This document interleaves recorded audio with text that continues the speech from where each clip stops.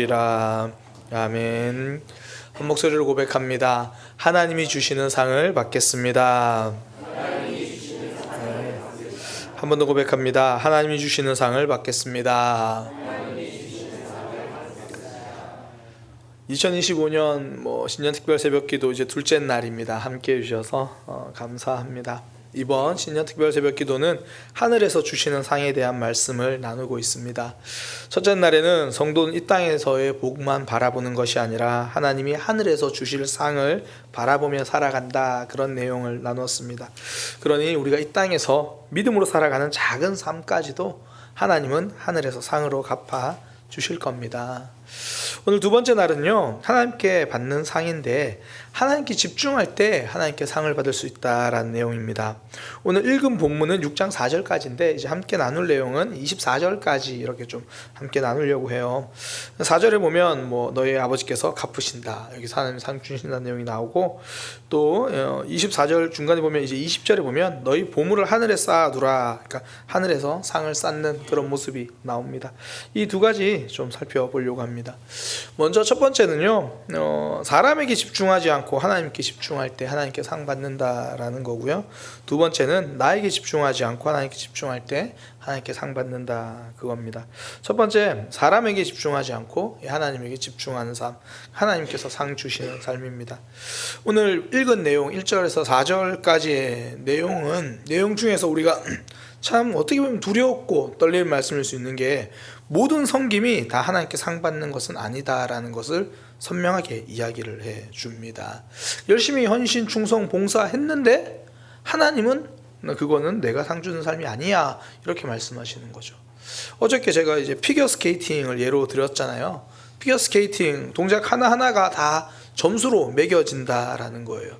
그런데 오늘 본문 내용으로 한다면, 그렇게 열심히 피겨 스케이팅 돌기도 하고 점프하기도 하고 다리 올리면서 열심히 했는데 빵점이라는 거예요. 하나하나 열심히 한 것 같은데 빵점이다. 열심히 섬기고 애쓰고 헌신했는데 하나님이 보시기에는 빵점일 수 있다라는 겁니다. 오늘 보면 6장 1절에 하늘에 계신 너희 아버지께 상을 받지 못하느니라.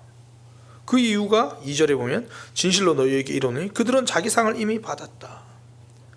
이미 사람들에게 영광 다 받았으니까 하나님은 상 안 주시겠다, 그렇게 이야기를 하는 거죠.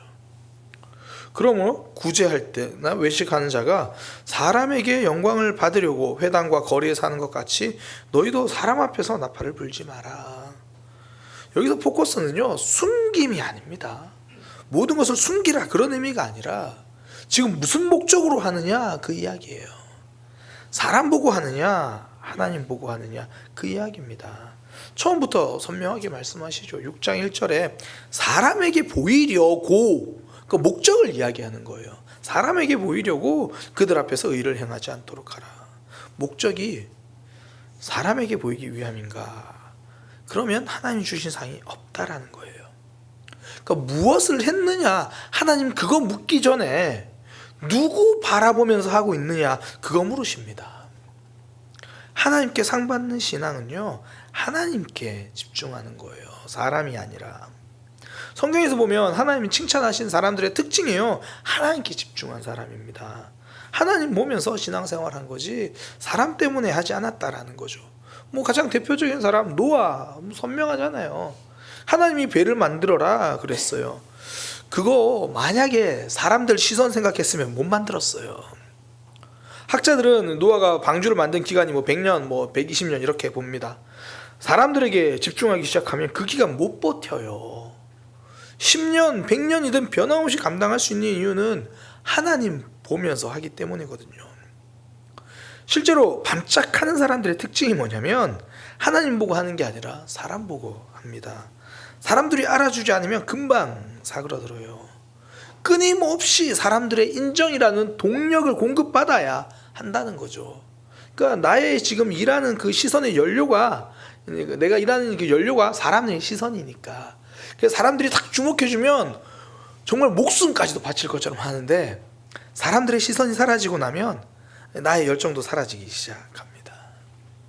노아는요, 하나님께 집중했죠. 방주를 만든 이유가 오직 하나님이에요. 사람들이 지금 이거 뭐라고 하느냐, 거기에 포커스가 아니라는 거예요. 노아가 방주 만드는 기간 뭐 100년이든 120년이든 아니면 그게 짧게 10년이든 사람들은 끊임없이 손가락질을 했을 거라고요. 사람들이 끊임없이 비난하고 뭐 하느냐, 뭐 우스갯소리로 농담으로 이야기하고 진담으로 찾아와서 이야기하고 여러 이야기를 했을 거예요. 물론 내가 하는 일에 사람들이 자꾸 반대하고 비난하면 기분 좋은 사람은 없습니다. 나는 괜찮아, 사람들 하나님이 나 시키셨으니까 사람들의 비난에도 나는 아랑곳하지 않을 거야, 그러진 않을 거예요. 집에 가서 맨날 아내에게 이야기했겠죠. 이거 하나님이 시키셨는데 사람들이 모르면서 왜 자꾸 그래, 그렇게 힘들긴 했겠죠. 그러나 그것 때문에 멈추진 않았습니다. 그것 때문에 포기하진 않습니다. 하나님이 내게 시키신 일, 하나님 집중하니까 끝까지 가는 거죠. 사람에게 집중하느냐, 하나님께 집중하느냐. 이게 오른손이 하는 것을 왼손이 모르게 하라는 말도 그 포커스가 은밀함 중에 보시는 하나님께 집중하라는 거죠. 은밀함 중에 보시는 하나님께서 갚으시리라.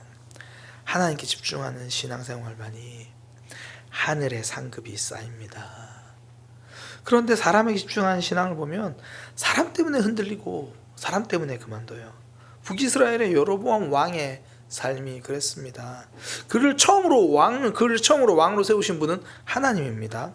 하나님이 선지자를 보내가지고 내가 너에게 10지파를 맡기겠다 말씀하세요. 그러니까 처음엔 하나님 때문에 시작하는 거죠. 그렇게 남과 북으로 갈라질 때 북이스라엘의 왕이 됐어요. 하지만 그때부터 왕이 된 이후로는 사람에게 집중해요. 절기가 시작되니까 북이스라엘 사람들이 이 남유다에 있는 여호와의 성전에 가서 제사를 드리고 온다고요. 그러면 마음이 불안한 거예요. 저러다가 사람들이 나를 떠나는 것 아닌가, 저 사람들 어떻게 붙잡지. 그 결과가 땅에다 금송아지 만들어 놓고 여기서 제사 드리면 된다. 하나님께 집중하지 않고 사람에게 집중하기 시작하니까 사람 때문에 마음 흔들리고 결국 믿음 저버리는 선택을 합니다. 사람에게 집중하는 신앙은요, 사람 때문에 무너져요.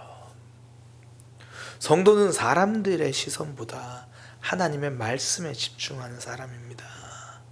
반면에 사람에게 집중하면 하나님 말씀도 안 들려요.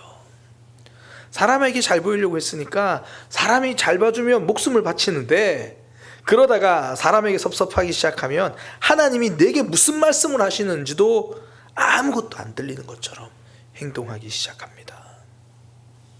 열심히 섬기는데 그 삶에 하나님은 없어요. 하나님 없는 섬김에는 하나님이 주실 상도 없다라는 겁니다. 하나님께 집중하는 사람은 하나님 말씀에 흔들려요. 그 말씀에 내가 흔들리는 거죠. 결정의 기준이 하나님 말씀이에요. 사람에게 집중하는 사람은 사람의 말에 흔들리죠. 저 사람들이 나에게 지금 무슨 말을 했는가, 거기에 내 신앙과 내 섬김까지 휘둘리기 시작하는 거예요. 하나님이 다윗을 참 많이 칭찬하시잖아요. 그 바른 길의 대표적인 기준으로 다윗을 이야기하세요. 다윗과 같이 정직했더라. 얼마나 귀한 삶입니까? 그 다윗의 특징 중에 하나가 사람의 말에 휘둘리지 않았잖아요. 하나님의 시선에만 주목해요. 동굴에서 사울 왕을 죽일 수 있는 기회가 있었습니다. 그때 주변 사람들이 그렇게 이야기를 해요. 보소서, 여호와께서 지금 당신에게 주신 기회입니다. 하나님이 지금 당신의 손에 넘겨주신 겁니다. 다윗은 그 말에도 흔들리지 않았습니다. 남들이 보기에 납득되는 말이기도 하고 남들이 보기엔 그래 정말 그럴 수도 있지, 그러나 그 사람의 말에 흔들리는 게 아니라 대신에 하나님이 사울을 기름 부어 주셨지 않냐, 여기에 집중해요. 하나님의 일하심에 집중하니까 결국 하나님께 인정받는 삶이 되잖아요. 하나님께 상 받는 삶. 다윗이 죽고 나서도 하나님이 두고 다윗을 이야기하세요. 다윗이 하나님께 인정받고 하나님께 상 받는 삶이죠. 신앙의 출발은 사람이 아니라 하나님입니다. 하나님으로 출발해야 진짜 신앙의 시작이고요. 하나님께 집중하고 하나님을 바라볼 때 하나님 주시는 상을 받습니다. 우리가 신앙생활 할 때요, 사람들이 알아줄 때도 많지만 몰라줄 때도 더 많습니다. 어쩌면 사람들이 몰라줄 때가 진짜일 때가 많아요. 그때 하나님이 나에게 무슨 말씀을 하셨나 거기에만 집중하는 거예요. 하나님이 내게 원하시는 것은 무엇인가 거기에 집중하며 살아갈 때 우리의 삶 하나님께 받는 상 준비되고 예비되고 하나님이 갚아주십니다. 2025년 하나님이 주시는 상을 쌓아가는 삶이 되기를 소망합니다. 사람에게 집중하지 않고 하나님께 집중하는 거예요. 두 번째, 하나님에게 집중하는 건데 나에게 집중하지 않고 하나님께 집중한다라는 겁니다. 그 본문 이제 저 뒤에 보면 6장 20절에 보면 오직 너희를 위하여 보물을 하늘에 쌓아두라 그렇게 이야기를 해요. 거기는 좀이나 동록이 해하지 못하고 도둑이 구멍을 뚫지도 못한다. 이게 단순히 재물에 대해 이야기만 하는 것이 아니라 앞부분 보면 이제 다른 사람에게 보이지 말라라고 이야기하는 거잖아요. 여기서는 너 자신에게 너를 위해 살지 마라 그 이야기예요. 너 자신에게 집중하지 마라. 하나님이 너의 삶을 붙들어 주시는데 너는 왜 너 자신에게 네가 집중하느냐. 그 삶은 하늘 창고에 쌓이지 않는다라는 거죠. 진짜는 하늘에 쌓아두는 삶이다. 이게 하나님께 헌금 많이 하라는 말씀이 아니잖아요. 이 땅에 쌓아두지 말라라는 말씀입니다. 왜 이 땅에 쌓아두며 사는가요? 내가 붙들고 있어야 내가 살 수 있다고 생각해서 그래요.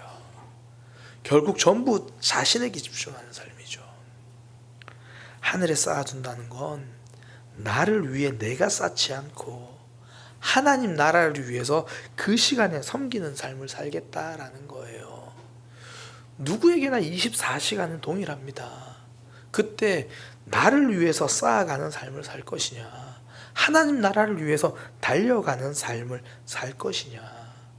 하나님 나라를 위해 달려가는 삶, 하나님 집중하며 섬기는 삶, 하나님이 갚아주신다는 거예요. 어제 바울의 삶, 끝까지 아름다운 삶이었다를 함께 나누었잖아요. 그럴 수 있었던 이유가 마지막까지 자신을 위해서가 아니라 하나님을 위해서 포커스를 맞춘 삶이었기 때문입니다. 그러니 바울은 빌립보서가 이제 감옥에 갇혔을 때 보낸 편지잖아요. 그 감옥에 갇혔을 때 보낸 편지가 나는 참 기쁘다 이렇게 말해요. 이게 말도 안 되는 이야기죠. 지금 나는 감옥에 갇혔는데, 그런데 그 기뻐하는 이유가 뭐냐면 나는 감옥에 갇혔는데 복음이 막 증거되는 게 보인다라는 거예요. 본인이 감옥에 갇힌 것 때문에 복음이 더 잘 증거되니까 나는 그것 때문에 기쁘다. 바울이 감옥에 갇히니까 바울을 사랑하는 사람들은 우리 바울 사도가 진짜 복음을 전하기 위해서 갇혔는데 우리라도 뜨겁게 복음을 전해야겠다. 막 복음을 전하기 시작해요. 또 어떤 때는 이 바울을 시기하는 사람이 있었어요. 참 놀랍지 않아요? 교회 안에서도 하나님 나라를 위해서 일한다고 하면서 서로 시기해요. 그런데 바울이 감옥에 갇힌 걸 보고 바울이 감옥에 갇혔으니까 이제 우리가 열심히 전도해서 바울보다 우리가 더 멋지게 한번 사람들에게 인정받아 보자. 그럼 바울이 배가 아파서 더 힘들 거야. 그 마음으로 복음을 전하는 사람도 있다는 거예요. 그런데 바울은 감옥에 있으면서 이러나 저러나 복음이 증거되니 나는 기뻐합니다. 나에게 집중하지 않고 복음에 집중해요. 그러니 내 삶이 감옥이라도 기뻐하는 거죠. 뒤집어 말 이야기하면요, 나에게만 집중하면 내 삶이 감옥이 아니라 형편이 아무리 행복하고 좋아도 내 삶이 감옥 같을 수 있다라는 겁니다. 하나님은 그 삶은 하늘에 쌓이지 않는데요. 그러니 모든 섬김과 헌신, 이게 정말 내가 하나님 나라를 위해서 하는 거냐 아니면 나를 쌓아두기 위해서 하는 거냐, 이걸 점검하는 것, 이것이 굉장히 중요하다는 거죠. 믿음 생활하면서요, 참 속기 쉬운 게 다 내어준 헌신도 결국 나를 위해서 하는 걸 수도 있겠구나라는 거.